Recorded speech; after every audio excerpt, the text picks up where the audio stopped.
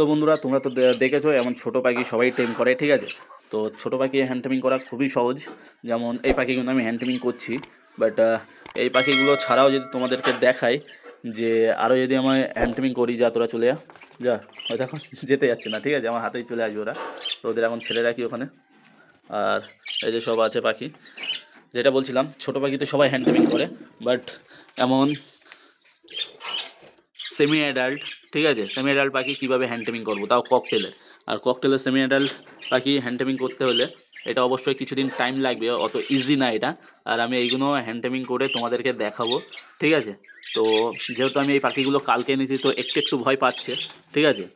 আর এই পাখিগুলোর কি কি নাম দেবো কি না দেবো তোমরা একটু সাজেস্ট করো কমেন্টে, কমেন্ট সেকশানে তোমার সাজেস্ট করলে বলে দেবো। আর কতদিন পরে ককটেলের বক্স লাগালে ভালো হয় কি না হয় তোমরা অবশ্যই বলবে।